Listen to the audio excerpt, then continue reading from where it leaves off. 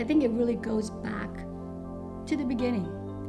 When we're talking about fighting for our civil rights, it's the right to have a decent living, a right to have a job, the right to have quality education, decent housing. But it's everything that you have to fight for. You just can't expect it just to happen, because it doesn't. And you have to make your voices heard. I think for every advocate, to stay an advocate, you have to have a sense that you're having an impact. Protests are great, they're energizing, they're exciting, especially when you're young. But then at the end of the day, have you created jobs? Have you built housing? Have you changed policy? I mean, that's how you have to measure yourself. Civil rights means empowerment. The concern of us is how do we empower the community, not just one event or two events, but on an ongoing basis. How do you begin to work together to go beyond just simply discrimination, but to share in the American dream?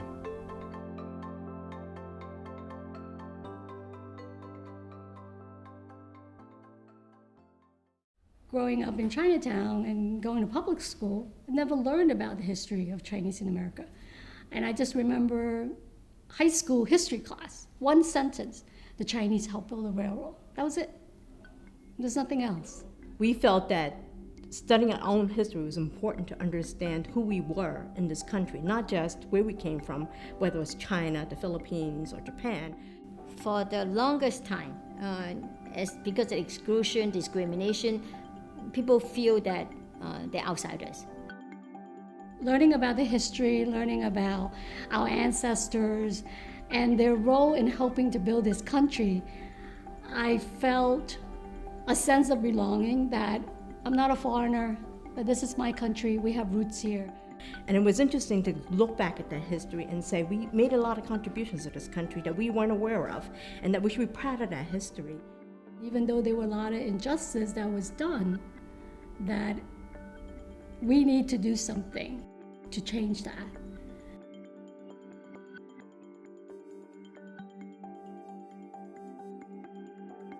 I remember when, during the civil rights era, when Martin Luther King was on the news, on TV, my father had said to me that guy Martin Luther King is going to help Chinese. So I didn't quite understand what that meant.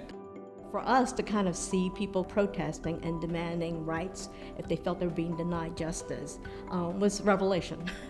And it was like defying authority, which was really against Confucianism and what you were raised with as a child. We were affected by the African American civil rights movement in a positive way, that we are the beneficiary of it, because we learned that, people could march and demonstrate, but there were actually a lot of students already active in campus. It was somewhat euphoric for college students. At that time, we were considered radicals because we were doing things that nobody else had done within the community.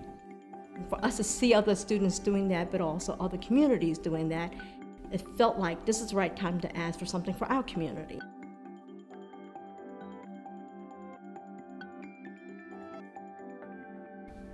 I guess the fight for justice and equality actually started on the front of employment. And one example is the Confucius Plaza, protest to hire Chinese construction workers. Most of the jobs that were available in the community were low-paying jobs. Our families, my father, my mother, all worked in unskilled jobs in the restaurants and the garment factories. And you're building a building in Chinatown, in the community, with government money. And so why aren't you hiring Chinese workers? So people get together and said, look, we had to do something, and now it's a golden opportunity. It was really the tangible moment that brought the community together to say, wait a minute, there's injustice here. We wanted equal access, we wanted opportunities. We were reacting to a system that pretended that we didn't exist. And we need to get together and fight for our rights and to be included. And all that feeling, came out in the demonstration. The cry was that if Chinese built the railroad, they can certainly build Confucius Plaza. At first, it was mainly students, but eventually, a lot of garment workers and restaurant workers participated. We were supported by other men who wanted jobs on the construction site. Senior citizens in their 60s and 70s. I think some actually came in out in wheelchairs. It turned into a mass movement, basically. It was exhilarating to see all these people come out. We realized that the community people were behind us. The thing that struck me was once we started to step out and do that, people from the African American community, from the Latino community walked the lines with us. They're the one that taught us that in order to really have an impact, you have to stop the work. The only way that people will pay attention is if it affects their dollars. So if they can't continue to build, then they will begin to seriously talk to you. So in that sense, I think we really have to thank the Black Civil Rights Movement. One of the tactics was actually students went in to take over the sites.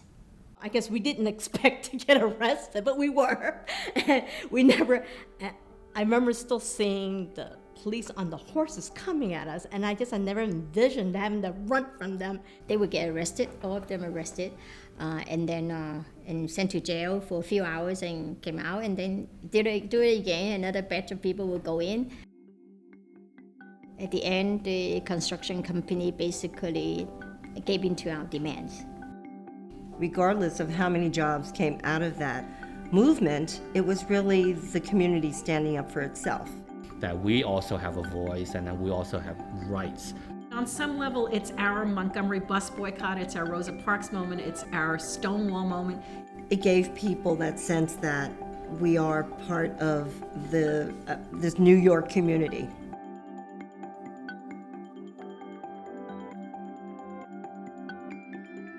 Right after Confucius Plaza was built, and we had this whole big struggle against police brutality. AFI's work began to expand. The second protest was 100,000 people. It was the first time in Chinatown where everyone participated. And you were just like in the midst of making history. I guess when you're young and you've got this idea that you can change the world, nothing seems impossible. And that was built upon the experience of Confucius Plaza, that people were not afraid to demonstrate, to show their feelings. You think if you fight hard enough, if you organize enough people, if your voice can be loud enough, that you can create some change. It's truth to power. There is nothing that can stop an informed community activist.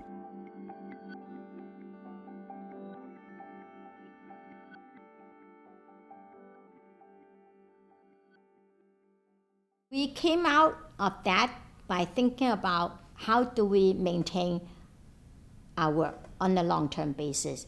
It was during this period that AFI, I think, moved from a very grassroots advocacy organization to much more of a community builder.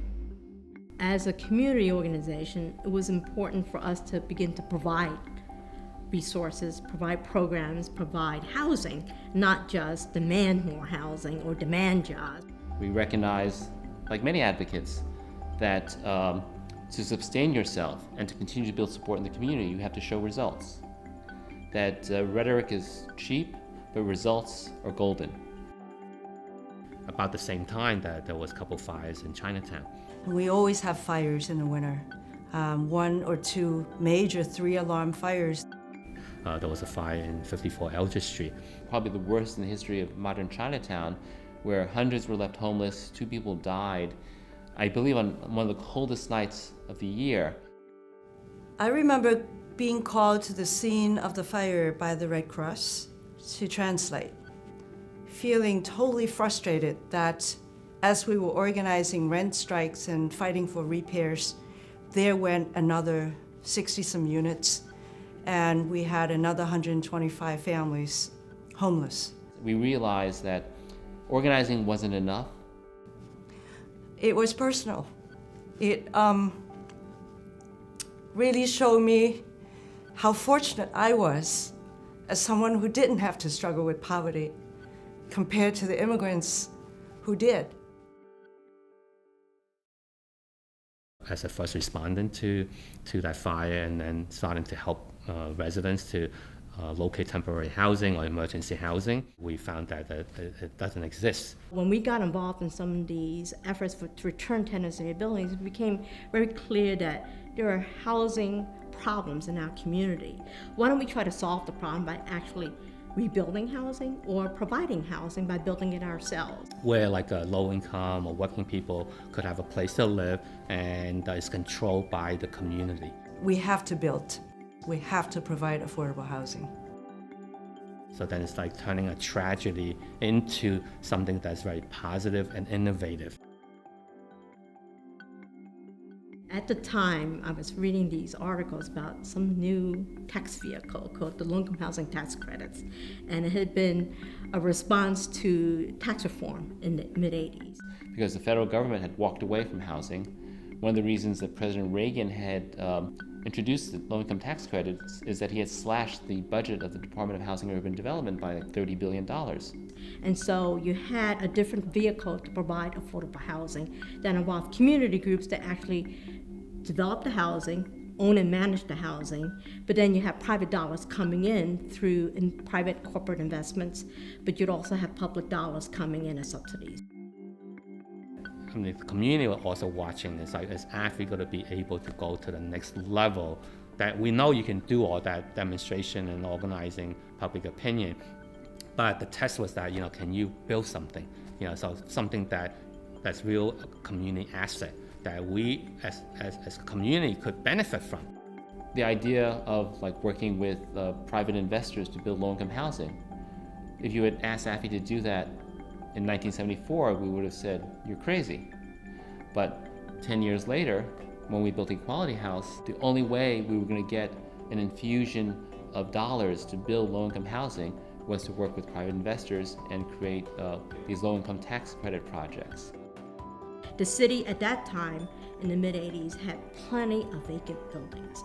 They were the landlord of last resort, and it was one way for the city to revitalize.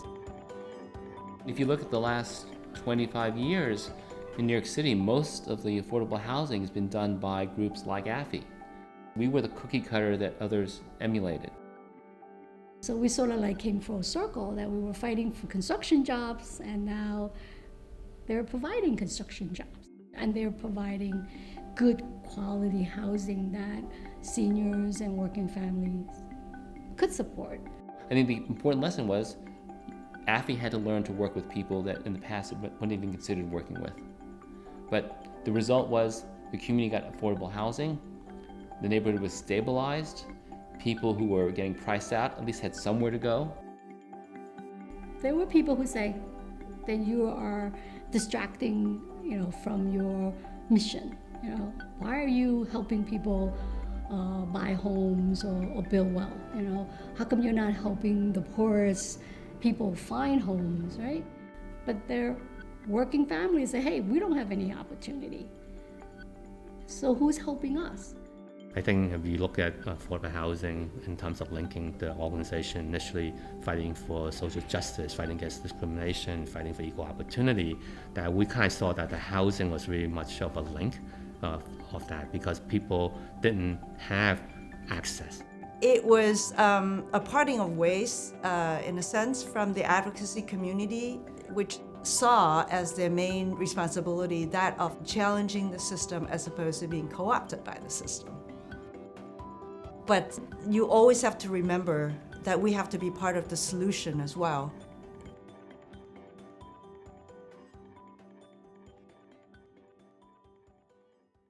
In the 90s, AFI began to shift its attention and activities from housing into economic development and lending. If you help someone start a new business or a family into home ownership, that's really helping them build. And it was a natural transition because we saw the tremendous importance of capital and investment in the backbone of our community's small businesses.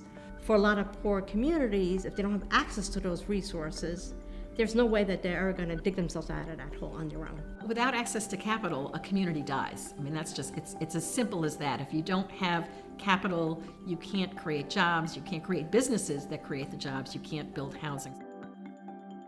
It's the next phase in the civil rights movement, but it very much is an outgrowth that continues today, I think, in a much more sophisticated way as we understand more and more about what's needed.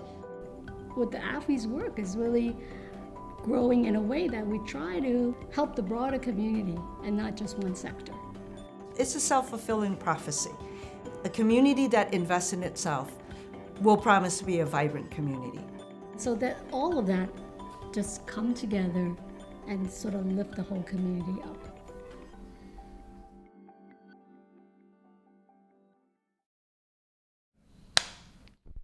I think to the extent that AFI really is a model for what a grassroots advocacy organization can grow up and become, it's very hard to predict the future. A lot of it is really focusing on collaboration, coalition building. Because what AFI is Asian American. So even from way in the beginning, the understanding is broader than just Chinese. And I think that's been at the foundation of what AFI's belief system has been about.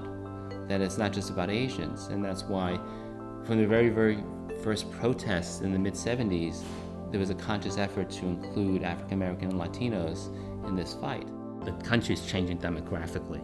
By 2050, you talk about a country that's very multi-racial, multi-ethnic, and then multicultural. It's a new experience, I think, or a new experiment, I think, for the world. The challenge is that, that how do we all kind of work together in a shared prosperity, and at the same time, have equal access and opportunity for everyone. Civil rights is about human rights. It's like you said, it's the right to affordable housing, the right to a better paying job, things which I think all New Yorkers, all Americans aspire to. AFI goes from social justice to building housing to access to capital, because you don't have equal rights in this country unless you have economic development. It's all part of the same continuum. The real freedom that you want to talk about is the freedom from want. So that thread from the early days of this mobilization and demonstrating and all that to today is not that unusual. For the last 40 years, we have been able to really work based on that premise of equality and justice for all. AFI may not need to exist in 50 more years because equality is such an inherent part of our culture that we might not need to fight for that anymore.